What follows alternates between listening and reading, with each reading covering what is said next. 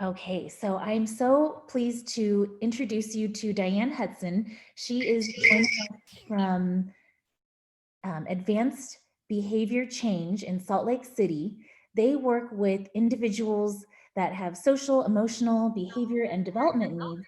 They offer social skill programs, behavior consultations for families, individual ABA therapy, and parenting classes and support using acceptance and commitment training.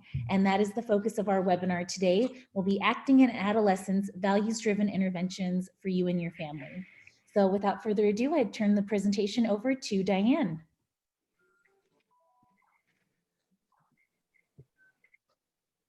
Right. Thank you so much, Sylvia. And I'm hoping that everyone can hear me as well.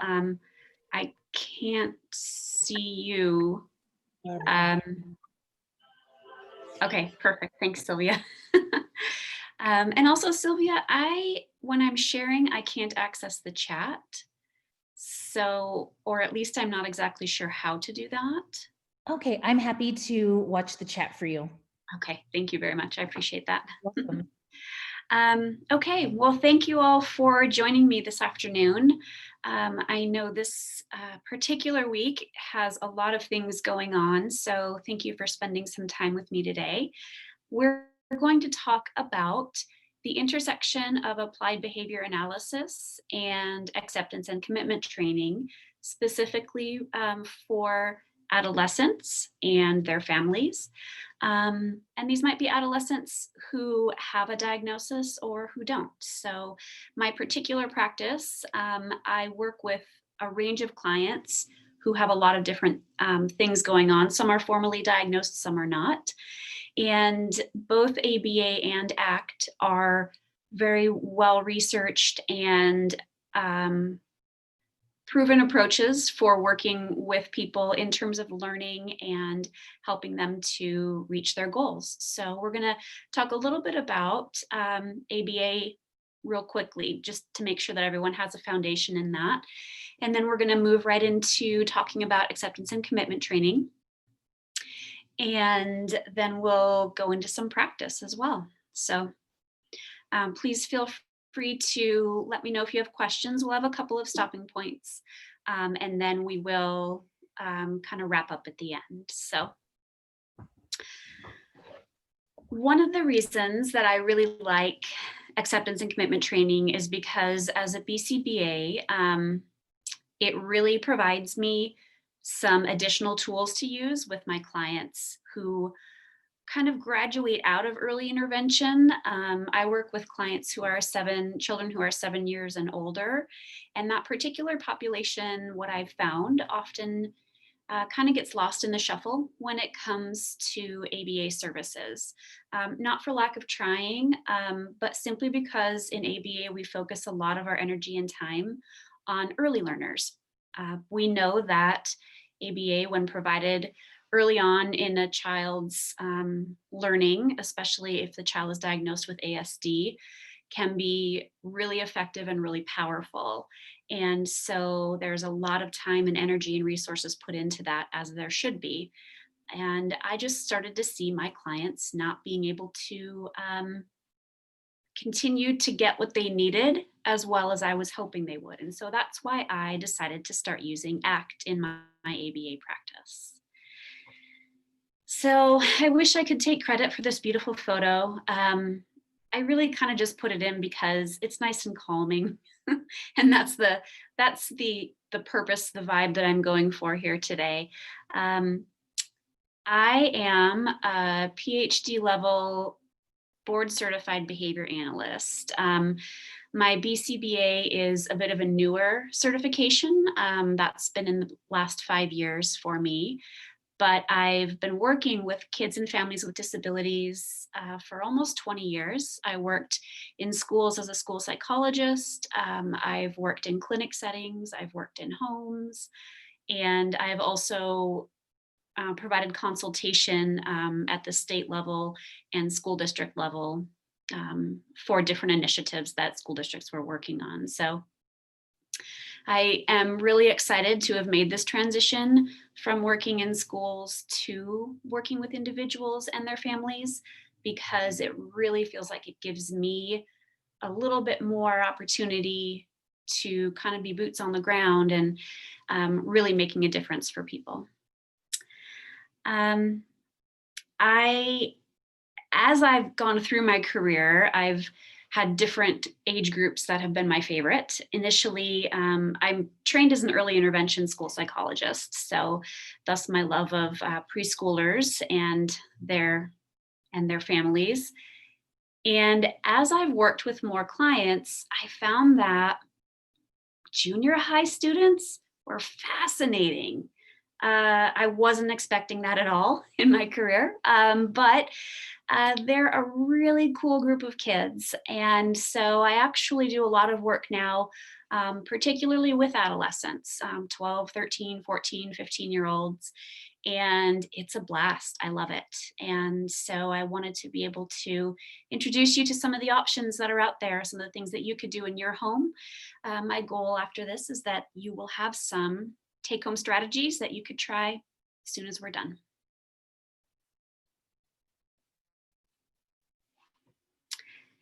So like I said, I want to do a real quick review of applied behavior analysis. I'm not sure exactly how many of you have experienced ABA either as a client or as a parent or as a provider.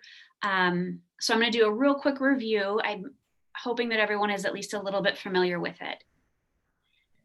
We use applied behavior analysis to help change people's environments. And we're really focusing on socially significant change. So important behaviors, important skills that people need to have. And we do that at the individual level. So an individual child or an individual teenager, or at the family level. So working with a family who might be having difficulty with some behaviors that are happening in the home.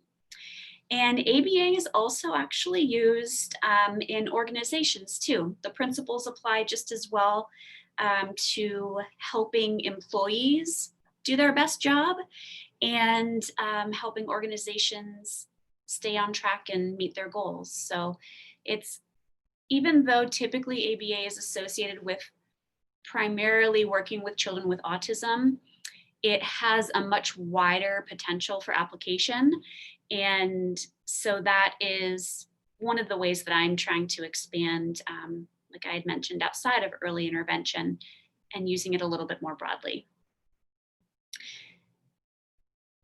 In ABA, we are trying to identify why something happens, and that why is usually something that is ineffective or undesirable. A lot of times we might call it a problem behavior.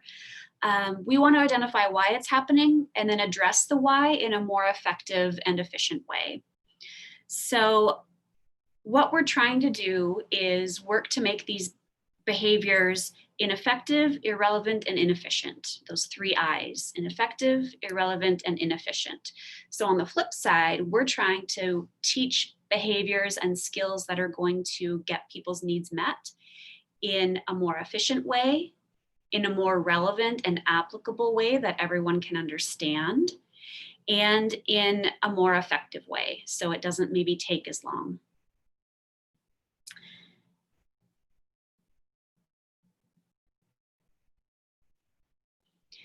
In applied behavior analysis, we talk about 4 primary functions of behaviors. So we try to identify if someone is doing something. So let's say there's a teenager who's having a tantrum about their phone was taken away. I'm sure that never happens to any of you, right? So take away the phone, and then all of a sudden, the tantrum of a teenager might look a little bit different. Maybe they are slamming doors, maybe they are stomping their feet, a lot of huffing and puffing perhaps. So we want to identify, why are they doing that? Well, one of the probably most obvious answers is they want that phone back, right? So they want access to the phone. In this case, maybe it might be that we all know that our phones are also pretty well equipped to provide our brain with immediate feedback.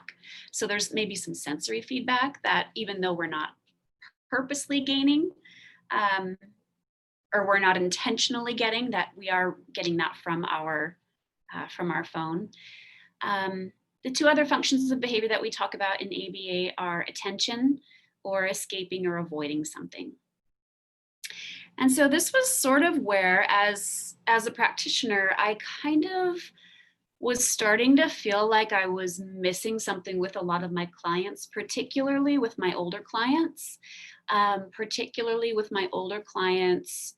who had really developed verbal skills, because it didn't always seem to me that I could put that behavior into one of these 4 boxes. So the tantrum because a child lost a game wasn't always just because they actually wanted attention. It seemed more complicated than that. So I'm going to tell you a story about a client I used to work with. And she was 5 years old and always needed to win games. And we're not talking like, oh, darn it, I didn't win this time, I'm going to win next time. We're talking, I have to win this game. And if I don't win this game, everyone's going to know about it. So there would be yelling. There could be like throwing the game across the table, running out of the room. So there were potential safety concerns. It escalated really quickly, as all the memes like to say. But those types of things were where I was as a practitioner and a clinician, I thought, there's more happening here. It's not as simple as she wants access to winning, right? There's got to be something else going on, because that seems like a really extreme response. And when we address that function and put in place some supports to help her with learning how to lose, we didn't see a change in her behavior when she did lose. So what we were doing wasn't working. We were addressing those 4 primary functions, but we weren't seeing a decrease in behavior. So I ended up doing a lot more work and studying in the world of acceptance and commitment training. In applied behavior analysis, or as a BCBA, I use the word training instead of therapy, just to be clear that I'm not a therapist, I'm not providing therapy, but there are a lot of psychologists, counselors, social workers who use acceptance and commitment therapy in their practice. I'll talk to you just a little bit about how it's different for using it in applied behavior analysis, but the strategies are the same. We're just usually focusing on a different outcome measure. So I have my 5-year-old who has these epic tantrums. I mean, epic, like scary, but also kind of like, wow, that was bigger than last time, kind of a thing. So I know I'm missing the mark, right? And I've got to help her figure out what is happening. So acceptance and commitment training is a way to do that. Typically in applied behavior analysis, our focus is on observable behaviors, things we can actually see with our eyes, which is great. And acceptance and commitment training also incorporates what we call verbal behaviors, or our thoughts and our feelings. The stories we tell ourselves, the rules we make up in our head, that really guide and drive a lot of our behavior. So we're going to intervene at that level, not just at the observable behavior level. When we work with these thoughts and feelings, it makes us more flexible problem solvers. And the goal is to help keep us moving forward when things get difficult. So if you look at, once you download the slides, you'll have kind of a little 3-part circle and arrow diagram, I guess, that lays out what we're looking at. So we're looking at acceptance, accepting your reactions and being present. And I'll talk to you about what all these mean. But the C stands for choosing a valued direction. So you're going to accept that things are uncomfortable. I am not very excited about what's happening. I'm going to choose what's going to get me towards my goal, and then I'm going to take action toward that as well. So that's what ACT stands for. And unlike a lot of acronyms, we actually just say the name. We say ACT, we don't say ACT. So that'll be a cue. If you ever find a provider who's calling it ACT, maybe they don't quite know it as well as you'd like them to. Okay, so we're going to talk a little bit about what ACT adds to ABA. So we're going to focus not just on what we're learning, but how it's learned. And that's where those rules come in, rules that we tell ourselves, rules that are told to us, rules that we learn as we're going about our days. It adds the ability for us to think about our thoughts and our feelings as behaviors that we can address. And by doing that, we change what's happening around those thoughts and feelings, and it makes our ABA practice more successful. It's kind of almost like adding in one extra step. But to me, it feels like a really natural step, especially for older clients, older kids, even adults. I use ACT myself, especially this week is a good week to sort of help think about my thoughts and feelings, with the ultimate goal of having psychological flexibility. If any of you can do what this guy can do, super impressed. You don't have to be quite that flexible, but ACT will give you some other options, some other ways to look at and interpret a situation, and then still make decisions based on what's important to you, and allow you to really work towards your values. One of the other things that I want to talk about as far as the combination of ABA and ACT being pretty great for adolescents, as far as what I've seen and what I've experienced, is the idea that context matters. So in ABA, we're talking about different environments, different locations, different people who might be around that make things harder to do, or maybe elicit more behaviors that we don't want them to. The idea too is that context really, really matters when it comes to our older learners. They're very, very good at adjusting their behavior when they're with different people in different locations. Our younger learners are as well. And what I've found is that adolescents are able to do that much more subtly, and they might have made a lot more rules in their head about what's going on. Their learning history is longer, so they have more associations that they've made, more chances to learn how to behave in different ways. So I'd like to take just a second here for you to think about your child and the different contexts that they have around them. So perhaps they're in school, maybe they go to speech therapy, maybe they go to ABA therapy, maybe they have a church group that they're a part of. So let's think about all those different contexts that your particular child, your adolescent, is participating in. And then consider a behavior like speaking up, advocating for themselves.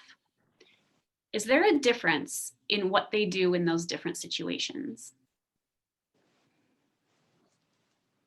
So I want you to just kind of think about that.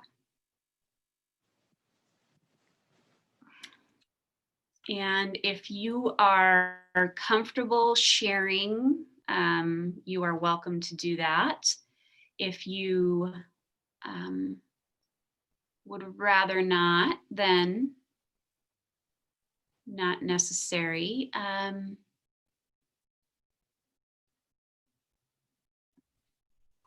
would be happy to share. All right, thank you. Catherine, right? Yeah, so my daughter is 15 with Down syndrome, and at home you just ask her to do something. I mean, it kind of depends on, the mood she's in already, but to a great extent, if you ask her, load the dishwasher or come to the table or we're going to go to swimming now, she huff and puff and kind of gets all like bent out of shape about it a lot, and that tends to set me off. I don't know that you want to hear about that, how far you want to go into this, but I can see, and I don't think she can be a bit stubborn, like in the classroom, but she really likes school and is happy there and is, I think, a much more willing participant with everything. Right. So you see her act very, you know what? First of all, 15 is hard. Second of all, kids do this when they're at home and they don't do it when they're in school or other places. It's that context specific behavior that makes a difference. And what's driving your child in different situations is potentially different values, right? So if I think about my daughter, and when she's at home and I've asked her to do similar things like chores or whatever, I might get some of that pushback. She's only 10, so I'm hoping we're early on here. But then I notice when she goes to other people's houses and someone else asks her to do something, she's very agreeable and very excited about it. Well, no, not excited about it, but she's agreeable and she's willing. At home, the value that's driving her behavior is not necessarily that she wants to please me. Maybe she wants to watch a show on her iPad. Maybe she wants to read a book, and doing chores is a bit of a drag. So what you see then is that when she's at someone else's house or when your daughter is at school, there could be a value of wanting to be seen as helpful or agreeable. And that overrides the stuff that would cause her to not engage in those behaviors. So when we're talking about context and our children, it really makes a difference in terms of what they've identified as their values too. So I want to go through a real quick, thank you for sharing, Catherine. So I want to talk a little bit about what this can look like if you're using ABA or if you're using ABA plus ACT for a really common adolescent issue, which would be social anxiety. So if we're thinking about this from an ABA perspective, our trigger or the thing that happens before is I go to the skate park and there's someone I know there. Someone that I want to get to know there. I've seen them around, they're kind of cool, I want to get to know them. My behavior instead, though, is I'm going to stay far away because what if they don't like me? And then what happens afterward is I still don't get to know them. And by the end of the afternoon, I'm feeling kind of bad about myself, like beating myself up about it. Like, oh, I could have done that.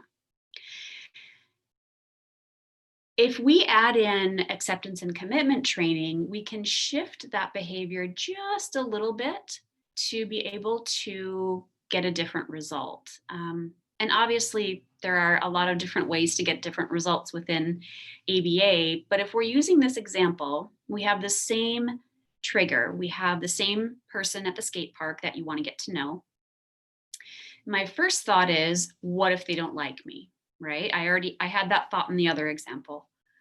Okay, what if they don't like me? And that could easily spiral and cause me to not go and introduce myself. But then I think, okay, I really want to make new friends, and that's really important to me. So I'm going to think about that, and that's going to help me get over my fear of talking to them. So I'm going to go up and say, hey. And the consequence of that is that we talk for a little bit and I feel pretty good about myself. So ACT allows us to add in those emotions, those feelings, those thoughts, because those are really powerful drivers of our behavior. And especially for adolescents, learning how to take charge of those and to use them to our advantage, and to help them lead a more full life, the life that they want to be leading. It's pretty amazing and pretty powerful for them. I'm not going to spend a lot of time on this hexaflex, but these are 6 different processes that we talk about in ACT. These are 6 different areas that we help a person to focus on, and that then becomes their driving purpose for making change in their behavior. So in the previous example with the teenagers at the skate park, the value was making new friends. So if I focus on that, that's going to help me get over the hump and realize that maybe the outcome might be kind of cool. Like I said, there are 6 different areas, 6 different processes that we can focus on. This is a version that I found that is a little bit more, well, I guess maybe a little bit more adolescent friendly because it has some more specific questions. So when we think about values or what matters to me, you can think about questions like, what are the rules that I have that are shoulds or musts or have to or good or bad? So if we think about doing chores at home versus helping out in the classroom,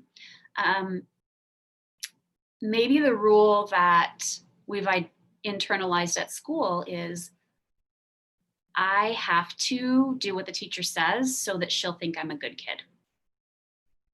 And that might be the rule that drives our behavior there. At home, the rule might have nothing to do with I have to be a good kid at home. It instead might be what matters to me at that moment is I want to play my Xbox, and that is what I'm really focused on. And so these are just different questions and examples of what we could use for adolescents to help them identify where are they getting stuck. Is it that they can't figure out what matters to them? Are they having a hard time focusing on the present? Do they have these rules and these beliefs and these expectations that are unrealistic? That is something I've worked with quite a few adolescents who have autism and who also have anxiety. Those things, unfortunately, often go hand in hand. And anxiety can be pretty debilitating when it's paired with all these different rules that we tell ourselves. And then we don't even get to have experiences that would help us learn more, and make more progress. So we also are going to help kids to identify the steps to achieve their goal. So doing what it takes, but then also being aware and being flexible. So that is also something that is often hard for adolescents as their brain is developing, and for people with disabilities, is being flexible and changing routine. So here are a few examples of maybe what our teen in the skate park example could possibly be thinking or feeling. So opening up and acceptance. Maybe what they're thinking is, I really don't want to get rejected. And if I try, I will definitely be rejected. And that will be so embarrassing. And if they're focusing on the present, this is what we would like our clients to do, is to think to themselves, okay, there are lots of people, maybe this isn't such a big deal. They all seem to be doing their own thing. They're really not paying attention to me. She's taking a break. Now might be a good time to go and talk to her. If our client were not in the present moment, they might be saying things to themselves like, this has never worked before when I've tried it. Everyone's going to laugh at me. So focusing on the past and the future instead. These 2 thoughts might help our client or your child to move forward and go ahead and introduce themselves. I've always thought she was a really great skater and I'd like to be her friend. Or I personally want to be more brave, and this would be a really brave thing for me to do. Watching your thinking is about those stories that we tell ourselves. So, and the expectations that we have. She's going to think I am so super lame. I don't know how to do half the tricks she does. Okay. Obviously, I do not skateboard, so I don't really know what they're called, but I assume they're called tricks. So I don't know how to do half the tricks she does. And people don't really want to know me anyway. Like, why would I bother, kind of a thing. I'm not the kind of person who goes up and introduces herself, but I know that if she were younger than me and needed help, I'd go over right away. So getting someone to think about, when would you do it, and how can you make this, how can you get to that feeling? And then doing what it takes, setting your goal. I'm going to wait till another day, or I'm going to go over there and I'm going to say hello. I have a couple more examples in the slides of different presentations of this Hexaflex. This is one that I use with my younger clients, 7, 8, 9, 10, 11-year-olds. I actually prefer it over the other one as well. It's a little bit easier for me to look at, a little bit less going on. And it's based on animals, and I really like those. So there's the Be Here Seahorse, who's always in the present moment. There's the elephant, who is remembering what matters, focusing on values. Turtle doesn't give up. He's always moving towards his goal. I have to move okay, there we go. The butterfly that changes and morphs, where you can look at yourself differently in different situations. Watch your thinking wolf. So are you telling yourself things that are untrue, inaccurate, and how do you change that?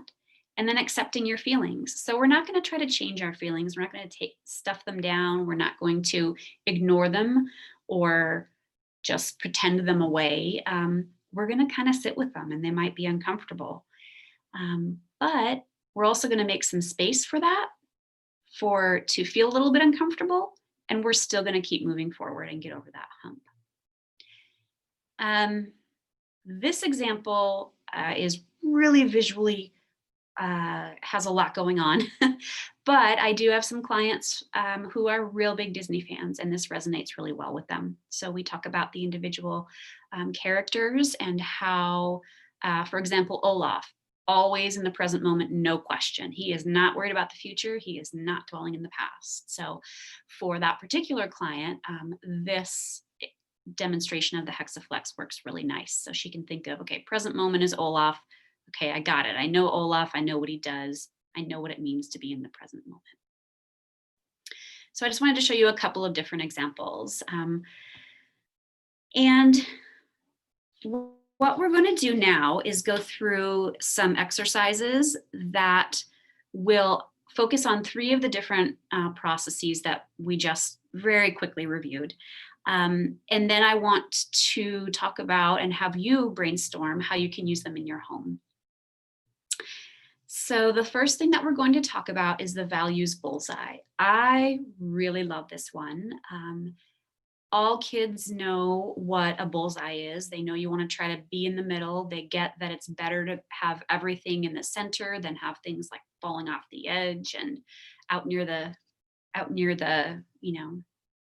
the hinterlands, I guess. And it's also pretty visual too. So you have you have a couple of examples in the slides, but also you have a handout that looks like this. And so this is a chance for you to participate in this part of ACT. So identifying your values. These are 4 pretty common ones that a lot of people identify. So either work or education, or both maybe, leisure, hobbies, relationships, whether that's with your child, partner, extended family, and personal growth and health. So I'd like you to think about which of those apply to you, what are important to you, maybe not all 4 of them, and that's fine. And then I'd like you to put an X in that particular quadrant of the bullseye that shows how close you are to really living what's important to you in terms of that value. So if I were to, I'll give you an example. If I were to do the leisure quadrant, that for sure is a value of mine, but there's not as much time for me to do what I would like to do. So I would put my X probably in the second ring from the outside. Like I'm getting there, I'm doing some things, but I've got room for improvement. So go ahead and take your worksheet and just kind of first thing that comes to your mind, how close are you to meeting your values in each of those 4 areas? And I'll give you just a couple, like 30 seconds or so.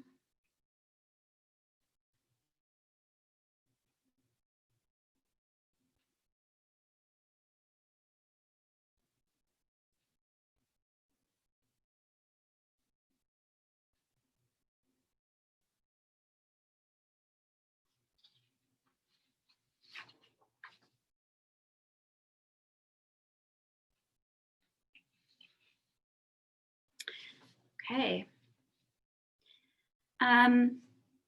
Is there anyone who would like to share what their experience was with that? If that was good, if that was bad, if you were like, if it was helpful to put it down on paper, anyone who has anything to share?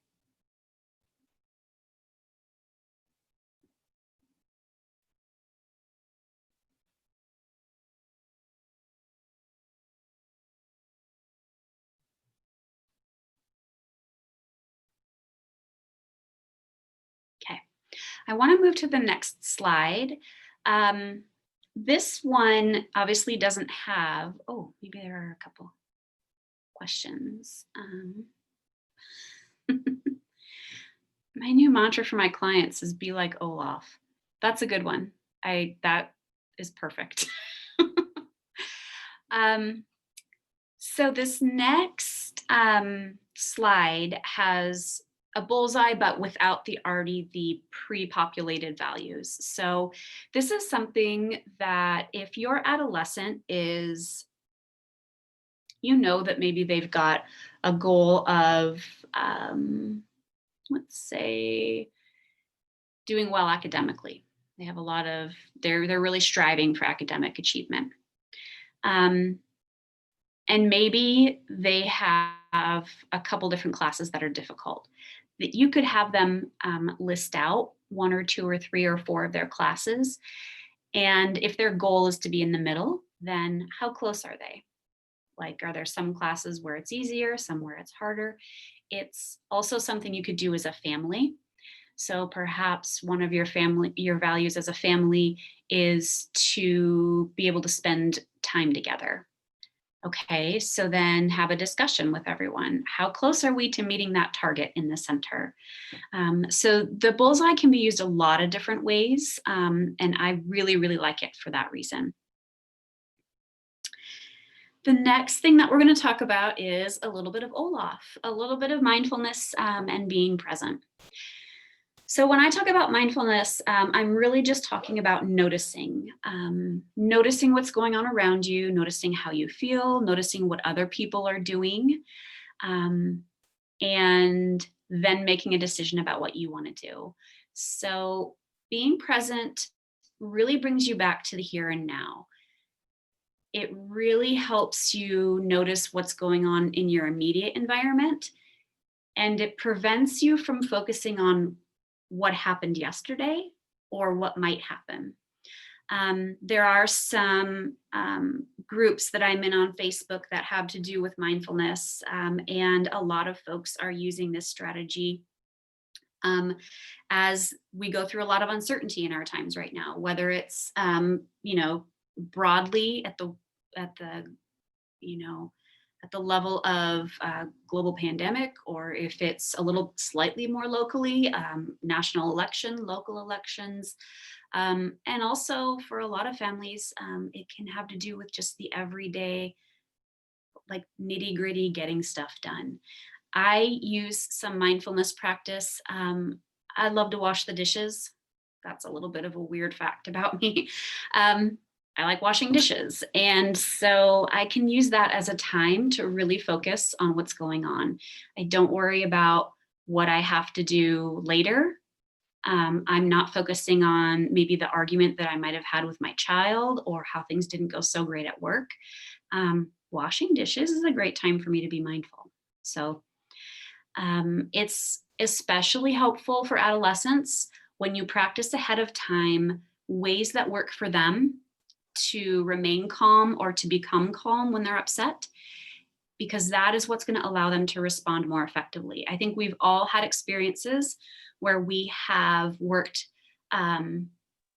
where we've been in an exchange with either our child or a client, and it has just sort of spiraled up and up and up.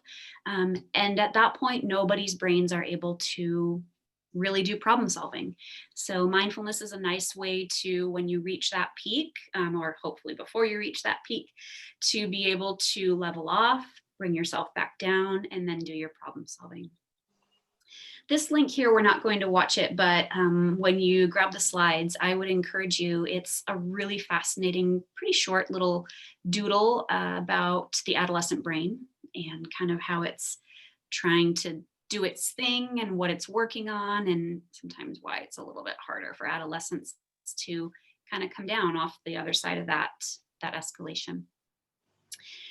There are some examples here of different mindfulness activities. And we're not going to go through and be able to watch all of them. I'm sure that I'm going to guess that some of them are familiar to some of you. The body scan is one that is a little bit more abstract. So I don't use that with all of my clients. A lot of my clients, because of their age or because of their need to be really concrete with things, I use these last three. So box breathing is awesome. There's a little video of a fish that goes around in a box.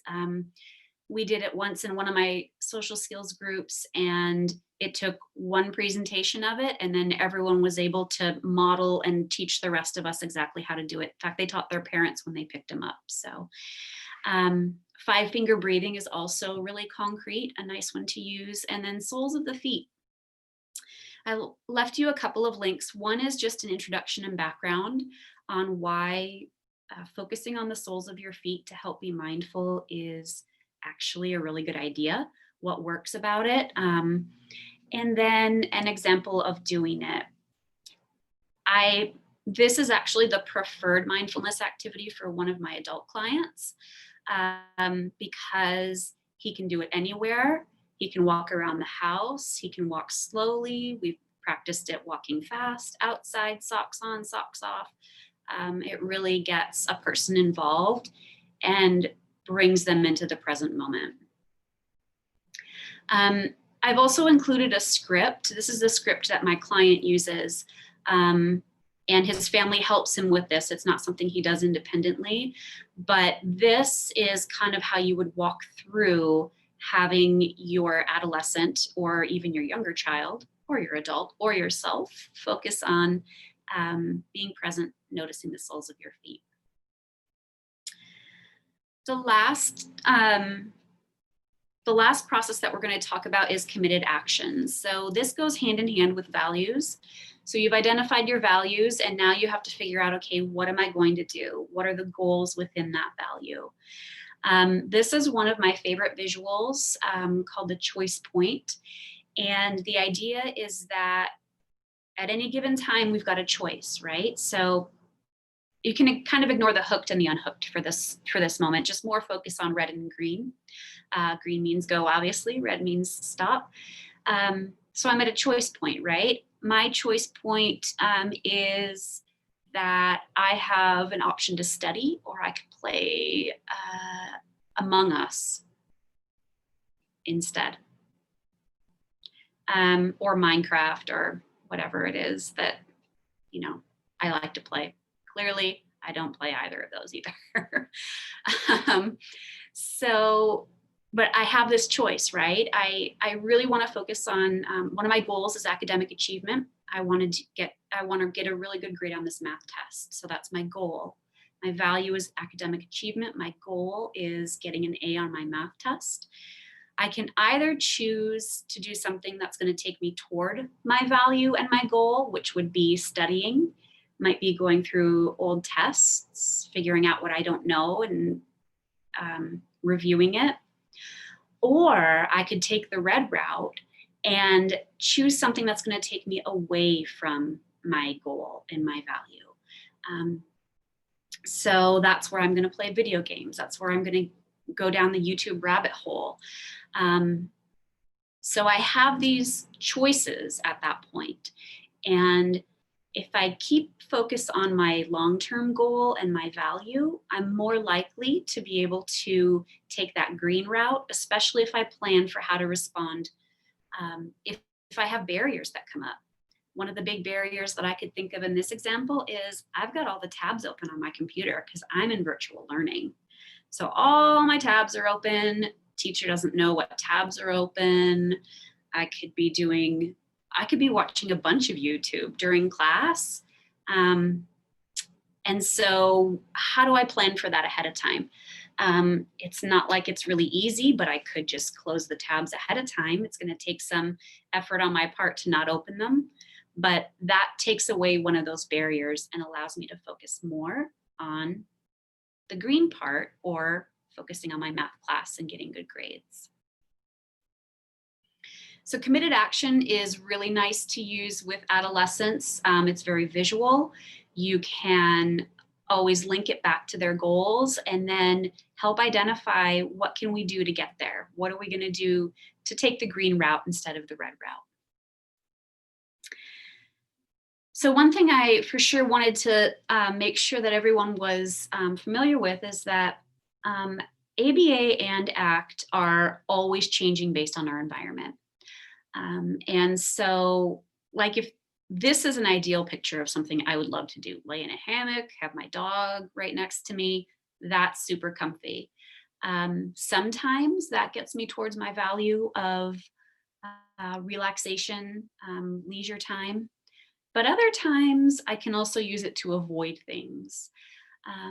So I'd want you to also think about the idea that everything that your child does could be adaptive in a different environment, or maybe they just need a little bit of guidance in helping identify why it's not in that moment and what you can do instead. So using compassion with the learning process in ACT and flexibility with applying it with different strategies and that kind of thing are really, really important. So I've left you also with a couple of different links for learning more about ACT. So if we jump to the second one, Russ Harris is an expert. He's Australian and has a spectacular accent, so he's really fun to listen to. His YouTube page breaks down a lot of those ACT processes into really simple bits and parts. If you're interested in learning more, there's definitely one about choice point. There's a couple about mindfulness. It's a great spot to go. And even your adolescent, your teenager would be able to follow along with that. This link, the Thriving Adolescent, it's actually a curriculum that I use with a lot of my adolescents and teenagers.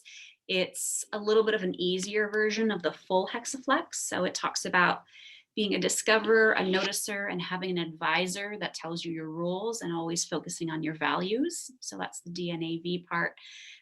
It's pretty amazing. The student version or the kid version of the book is Your Life, Your Way.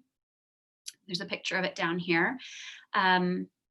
The adult practitioner version is called The Thriving Adolescent.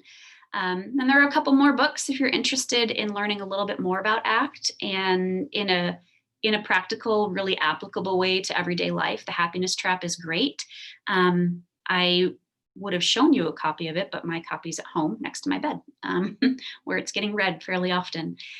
And then for those of you who have younger children as well, The Joy of Parenting is a great read. It's really simple. It has a lot of activities. I use it with a lot of the parents I work with. And it's a really good introduction to acceptance and commitment training or therapy for your younger children. So that's what I wanted to share with you today. Thank you very much for spending your time with me. We have some time for questions. And here is my contact information. If you have follow-up questions that we don't get to here today, or if you have, just other things to kind of go over if you're curious about. I do have a Facebook page and an Instagram account. I try hard, but I'm not like 23 and really good at it. So you'll find information there, some resources, some links, information about services that we offer and that kind of thing. But so I'd like to kind of open us back up for questions, comments, things like that. And Sylvia, I'm going to let you kind of go through the chat because occasionally it shows up and I can click on it, but other times I can't. So I'm not sure what. I'm happy to help folks. If you'd like to ask your questions in the chat, I'll be able to monitor that and I'm happy to read that for you. If you're more comfortable unmuting your microphone and we're able to do that, we have a fairly small group here. Feel free to either type your question into the chat or you can unmute your microphone and ask that way. I have a question. This is Catherine again. I'm the one who talked about my daughter, Trinity. Mm-hmm. And I don't know if this is kind of outside the context, because I know you're trying to use the ACT in addition to the ABA, but sorry about that. But I've been dealing with this attitude stuff from my daughter. And my sister is staying with me and she's really good with my daughter in general. Better than me, very patient.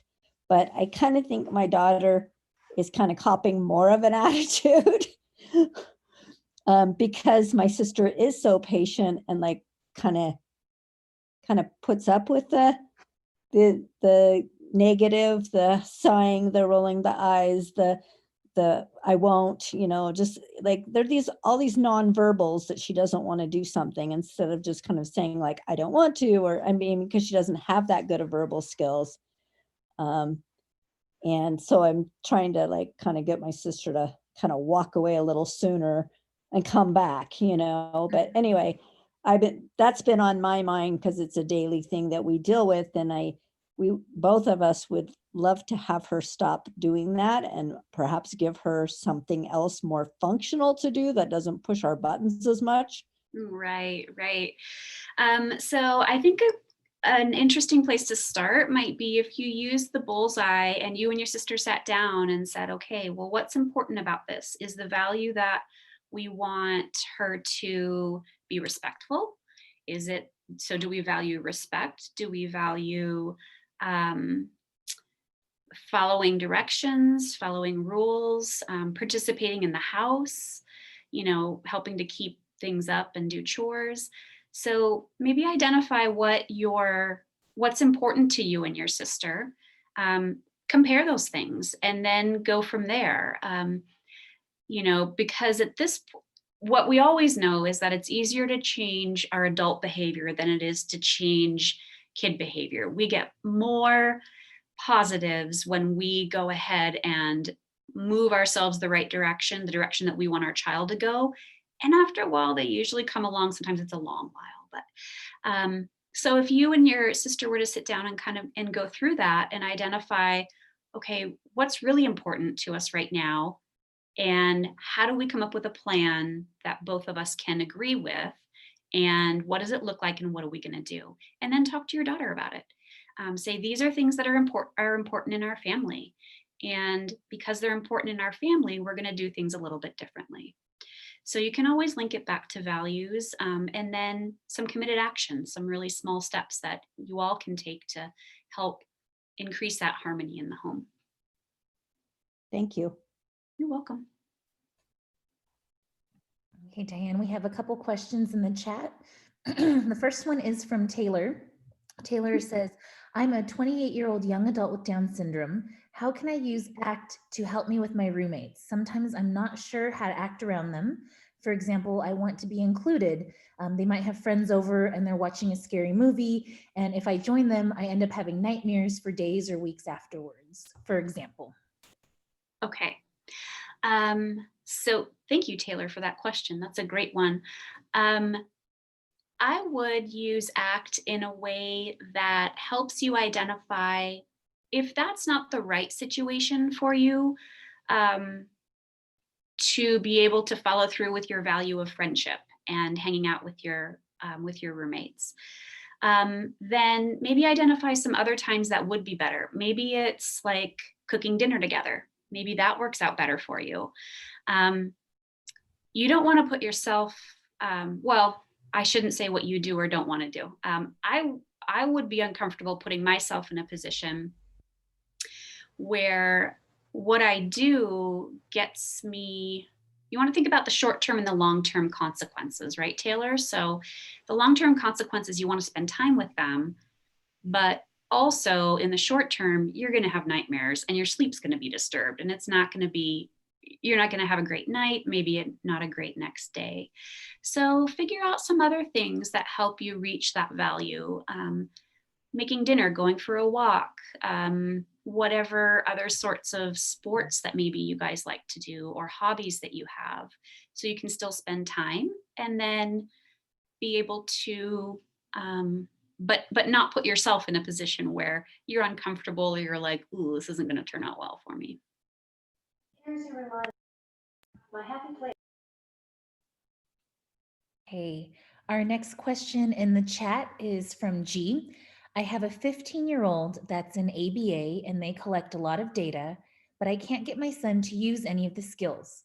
He seems to have mastered in session according to the therapist, specifically escalating physical attacks and not using coping skills. We're thinking of quitting ABA altogether.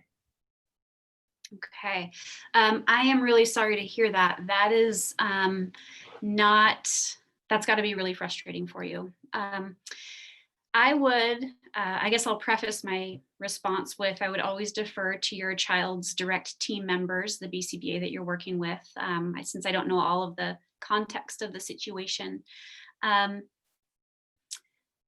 I think maybe it wouldn't be a bad idea to kind of sit down with the group and figure out what is it about what's working well in ABA that's not working well at home, or that's working differently at home. Like we talked about, context matters, the values, while they might overall be the same, maybe they're really different. Maybe the environment at home, maybe there's a longer learning history at home that's kind of helping him to change, or he has a different spin on what he's supposed to do there as compared to at ABA. I'll tell you that it's not uncommon. I've seen it quite a bit. And then that's the amazing thing, and the great thing is that you have data to show that he is able to do these things. He has the skills. It's not a skill deficit. It's not a can't do, it's a won't do. And so then working more on motivation, what is really driving your child to do it well there versus at home? And how do you kind of recreate some of that or tap into that at home? But I'm sorry, that's got to be really, I know that that's really frustrating from a parent's point of view. And it's probably also something that, just talk about it with his team. And I'm sure that you guys can identify some variables to help that generalization.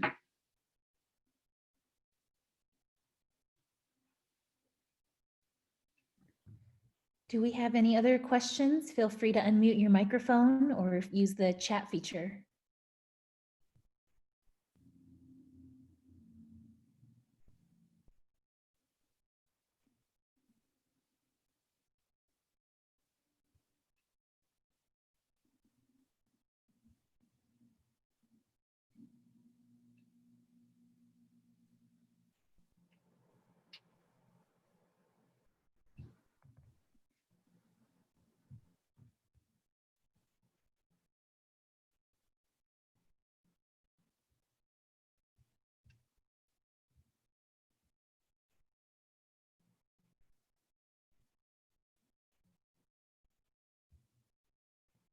And Diane, I don't see any new questions in the chat here. I don't know if we want to give folks just a minute here in case anyone's typing. I don't want to cut you off if you're typing in your question right now.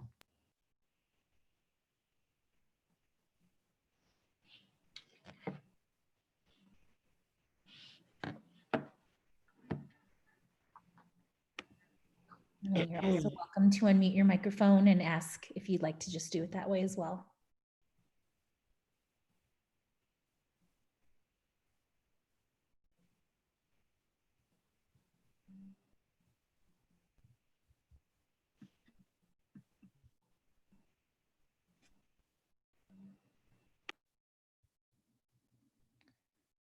Okay, well, I think we don't have any other questions, Diane. Thank you so much for this very thoughtful and thorough presentation. This information is so valuable. And thank you for extending your contact information that we have here on the last slide. Again, if you joined us a little bit late, the slides and the Bullseye worksheet are available to download in the chat feature. We will be posting the recording of this presentation later. So again, if you had friends or family that wanted to join but weren't able to, we'll have this available for you. And Dan, thank you so much. We really appreciate your help today, and we appreciate all of the parents that came and joined us. Thank you very much. It's great to see you all. And feel free to contact me if you have questions. Thank you. Awesome. Thank you, everyone. Have a great day.